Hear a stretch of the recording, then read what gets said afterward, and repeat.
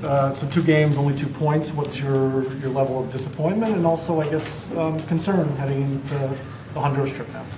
We're disappointed. I think disappointed with the performance, particularly tonight. I think the effort was good. The effort was outstanding, but the performance wasn't up to what we expect. And, I think looking at this and keeping it in perspective, we knew it was going to be a difficult road. We knew there were going to be tough games. And we're getting into it. And we're finding out that they are tough games. And that's something we have to deal with. And, I think our success is going to depend on how we're able to deal with that as a team. And, there's ups and downs and bumps in the road, and we just have to keep responding when we're called on. Paul. Greg, a couple questions. One, what was Weston's violation? And then 2, another game where maybe the chances weren't as plentiful as you'd like and the dangerous moments weren't there. What can you do to solve things in the final third to find goals? Yeah, it was really compact 5-4-1, sometimes changing to a 4-1-3-2, and it was tough to break down, man. It really was. And, we needed much faster ball movement. If you see, I think, everyone can see from the outside, it just took way too long on the ball. Allows Canada to shift, not skipping passes, not playing behind them enough. So we have to work on that. And we have to figure out ways to break down a compact defense because I'm sure there's going to be other teams that come to the United States and do the same thing. So that was, and regarding Weston, it was a team policy, and I'm not going to get into specifics on it. I'll just leave it at that. Is Weston especially disappointing since it appears he did something similar in April that caused him to get dropped from Juventus for the game against Torino? I can't speak for Weston. You would have to ask him, Ron, but I'm sure he is. I mean, I know he wanted to be out there with the boys today. Will he be back for the next game, or does this affect him? That remains to be seen. Yep. No, I'm good. Grant. Weston on his Instagram said it was for violating COVID protocols. Is that accurate? Yeah, it's a team policy. I'm not going to get into specifics on exactly. Okay. And then just as a follow-up, or not related, what went into sort of your thought process on your subs and waiting as long as you did to make most of them?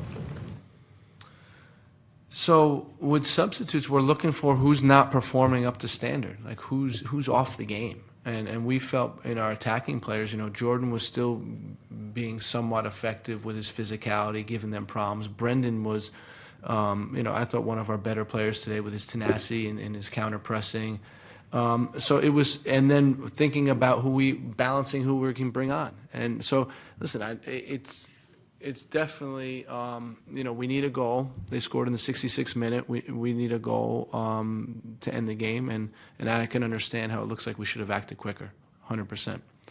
In this situation, we were looking at the performance of the guys and trying to figure out who we're going to take off the field. Jeff. Greg, what did you make of Christian's performance tonight? And what's Serginho's status? Obviously, he had to come off. Serginho has an ankle sprain. We're going to have to find out if he'll be available on Wednesday, but that's his status. And Christian, I think, did a good job to get himself back, that he can compete for 90 minutes. I think that was the most important thing, is that he hasn't played soccer in a while. He didn't travel to El Salvador. He's doing individual training, and then I was to step into a match and give that type of effort, I think, says a lot about him and who he is. Great.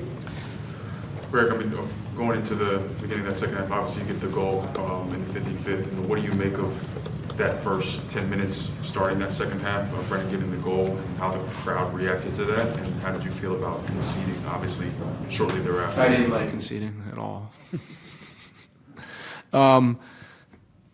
I think we built some momentum. The start of the second half I didn't love, to be honest. I thought our passing wasn't good enough, and I'm watching it, and it wasn't great. And then we did build some momentum, and which led to the goal. Great individual effort by Brendan to press the ball after we lost it, put them in some difficult positions. Really quick counterattack to the other side of the field, get the ball in front of goal for a tap-in. Really nice play, really good goal. And I think we had a chance on a corner kick after that from Jordan that was cleared off, almost off the line. So we started coming in the game. We started coming in. I thought we were more likely to get to 2-0. But when you have a guy, when you have guys like Alphonso Davies who has just burners, you can't sleep for 1 minute, for 1 second, and he made the difference on that play. Really good play, good ball to him. And I have to take a look at the video of how we defended in the penalty box, but give him credit. We'll do Kevin, then Sam. Greg, with Stefan's out and Gio out, and now potentially Dest out, would that affect Weston's availability for the next game? And are that many injuries a concern? Because you'd already planned to rotate. Is this maybe easier to absorb? Listen, it's not ideal. It's less than ideal. There's no question about that. To have guys go down, and and some guys, I think I mentioned this before camp. Backup wingers like Timmy Weah or wingers like Timmy Weah, Paul Arriola, Jordan Morris. They're not available either. So it hurts. It hurts when you're down like that. But we have to be resilient. I mean, we can do two things. We can feel bad for ourselves, or we can continue on with a positive attitude and try to get a positive result in Honduras, which we're going to do. Sam. Thanks, Michael. Thanks, Greg. You mentioned playing a little bit too slowly in possession, not switching the ball. Was there anything else you saw in the attack that kind of stood out as something that you want to see get better? And then how much urgency do you feel now with 2 points through 2 games, going down to Honduras on Wednesday to get a result or even a win? Yeah, well, I think there's always urgency. After tying in El Salvador, we felt urgency. I mean, the way we've been framing it to the guys, Sam, is that every game is a final. 14 finals, and that's how we have to approach it. So the urgency is always going to be there until we're mathematically secure with qualifying. And the first part of your question, there was really very little space between the lines, and we were trying to operate outside of the lines, and it just gave Canada the opportunity to just keep shifting and never really penetrating. So we tried to start working with some diagonal balls behind their back line. They were sliding out with their wing back to defend that. We tried some combinations inside with our fullback playing directly to the striker. We needed more attachment with our attacking mids there. So it was challenging. It was difficult, and we didn't do a good enough job. In the back, Roberto. Hi, Greg. Can you give us an update on Gio Reyna, on how he got hurt, and if you're going to be calling in other players now that you have so many players that are down? He got hurt in the game against El Salvador, and it's a hamstring injury, and he will be out for Honduras, for sure. And are you planning on calling anybody else in now? Yeah, we're looking at it now. We're looking at who we feel can make an impact in the game, for sure. Yep. Daniel. Greg, during the Gold Cup, we saw how you switch formations between one game to another. Is that a possibility, thinking of the next game and considering the lack of goal with the 4-3-3? Is that a possibility? I don't know. I mean, I think it's always a possibility. We're going to look at Honduras and dig deeper into them. We saw what they usually do is a 4-4-2. They have really good counterattacking, good speed to get behind the back line, so that's something we're going to be aware of. So we'll see. I would say, we leave it open all the time, so I wouldn't commit to either one right now. Last one in the front to your left. Yeah. Greg, with the level of talent that's been assembled on this team and the results you've had so far this year, what do you feel like it's been missing the last couple of games, to get the performance up to the level you do expect? It's a good lesson when you talk about World Cup qualifying and what these games are and the level of intensity in these games. What you need is guys that are fit, guys that are strong, guys that are in form, and that's the most important thing. And it's a grueling week of 3 games with a lot of travel. A lot of the guys have come from Europe, and that's just part of it. And we're adapting to that. We haven't lost yet. We're undefeated, which is a positive part of it. Obviously, we would have wanted to get the win tonight, but we got to move on. And for us, it's about getting 11 fit guys on the field that will want to compete and get a result in Honduras. Thanks, Greg. Thank you. Who you bring in?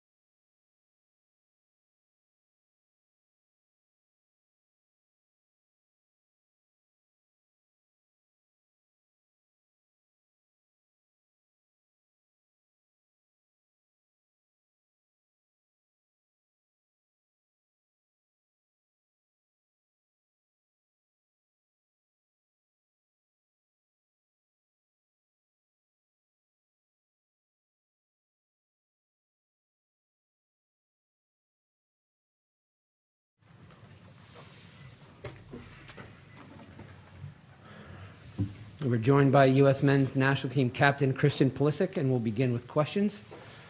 Paul.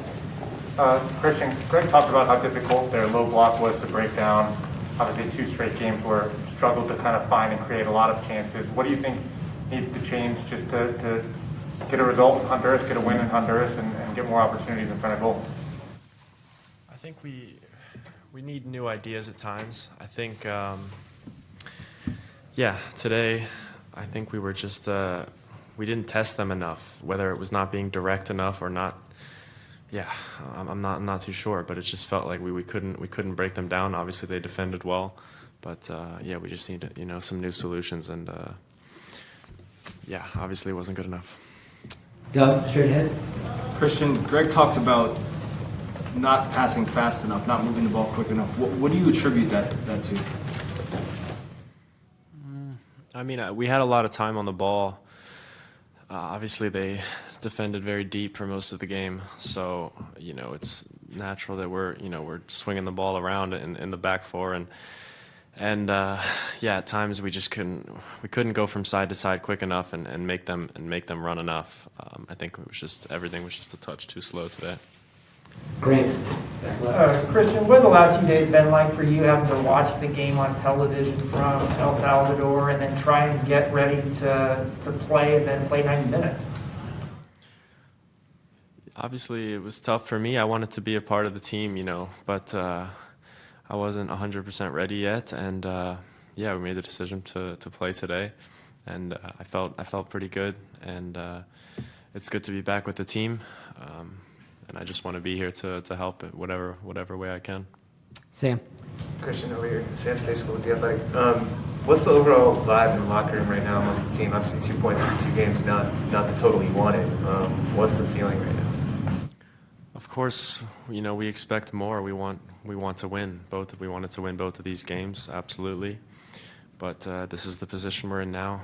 I remember last qualifying, losing both our first 2 games. So. This is what it is now. We have plenty of games left to play in this qualifying. It's almost like a season. So we still have a long way to go. So our heads are going to stay up. To your right, Ron Blanc.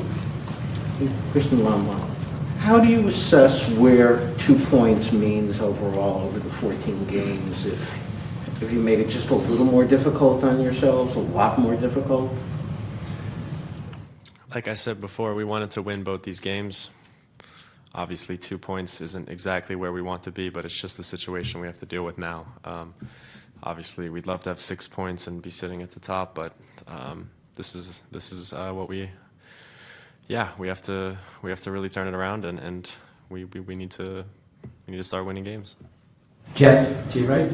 Christian, you alluded to this a little bit earlier, but how did you feel out there physically, and how much rust maybe did you feel just in terms of being out there? I didn't feel too rusty. I felt pretty good. Obviously, lacking a bit of match fitness in recent weeks, but all in all, I felt healthy and I feel good. Drake, front row to your left. Christian, how do you describe the atmosphere tonight? And given that it was your first game, and obviously at the end of the game, a final whistle, how fans reacted? How do you describe that process of just being out there tonight? The fans were good tonight. I thought the atmosphere was good. They helped us throughout the game, and they seemed to be quite supportive after the game. So, there's nothing to complain about there at all. It was definitely a good atmosphere. Just behind it. How's it going? I'm on soccer. You talked about new ideas. It seemed like you guys shifted things around after they equalized. Could you talk a little about what you guys tried to do to kind of change the momentum back down the stretch? I mean, games tend to change, and momentum constantly changes, and goals definitely change a lot. I mean, after we score our first goal, we need to be able to win a game like that 1-0 at times. I think whether that's making adjustments or sometimes, even having to defend a bit more. It's tough to say. I don't think we changed a whole lot, but we got beat, and they scored, and that was tough. And then in the end, we just didn't have enough to get a winner. But yeah, like I said, I think it's important in games like this, tough games, to just grind it out and win these games 1-0 at times. Front row to your left. Christian, how is the travel and the compact nature of these games being so close together impacting the team? I mean, everyone has to deal with it. Obviously, it's a lot of games. It's a short time. It's a quick turnaround. But yeah, this is the situation we're in, and I'm going to do everything I can to make sure I'm ready, come next game, and so is the team. So Last one, Stephen Goff, front row. Christian, what was the talk maybe within the team, or is your role as captain with Weston's situation as a World Cup qualifier was approaching for that to happen?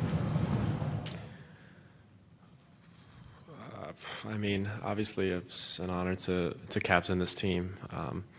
We tried not to let that whole situation affect us too much, obviously. It was just about putting all that aside and focusing on the task at hand, really. And obviously we missed him today, and it's just about moving forward and trying to win games. Thanks, Christian. Thank you.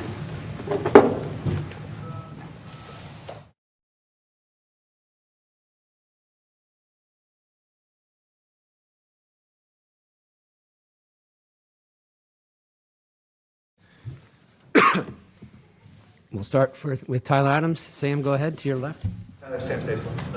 Thanks for taking the time. Christian and Greg both talked about kind of the struggles in the attack. Obviously, Canada had the low block. They were compact, difficult to break down. What did you see? Why do you think you guys couldn't really create much through the run of play? Yeah, it's always difficult, obviously, when you play against a low block.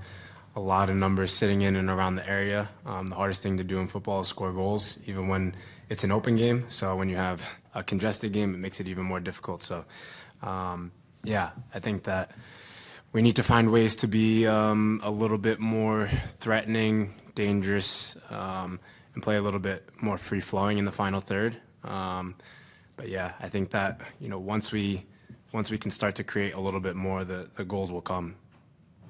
Jeff, to your right. Tyler, what did you make of Weston's situation, and how much do you think that knocked the team back emotionally prior to the game? Yeah, obviously it's not an ideal situation because he's such an important player, important character to this team. He brings obviously what he does on the field, but even off the field, how close he brings the team together. So, yeah, it's a little disappointing, but it was that next man up mentality, and I think when Seba came in, he played a good game today. So, yeah, everyone needs to be ready, but yeah, it's obviously very disappointing.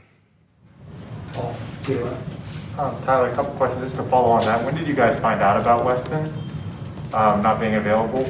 And then on the flip side, obviously 2 points in 2 games is not ideal, but I wonder, with what happened in 2017 hanging over, does that add even more to the pressure that you guys need big results in these first few games just to kind of get into this qualification cycle? And how are you guys kind of shouldering that going forward into Honduras? Yeah, so we found out about Weston this afternoon, yeah. So right after we had a little activation with the team and then a team meeting, so we found out in the team meeting. So yeah, I mean, to be fair, it hurts us, him as a person, as a player, like I just said, but I don't think it affected the team too much. We were ready to come out and play and compete, and thought that was good. As far as not qualifying for the World Cup and obviously that having a little bit of a hangover, I wouldn't say that it adds pressure. I think there's pressure in qualifying for every single country. It's so important. It's every player's dream to play in a World Cup, so you obviously have to work hard to attain that goal. So yeah, I think that getting a feel for the first 2 games and then now going into the next game is important. We've now experienced 2 completely different games, so that should prepare us well for now the third one. To your right, Ron Blum.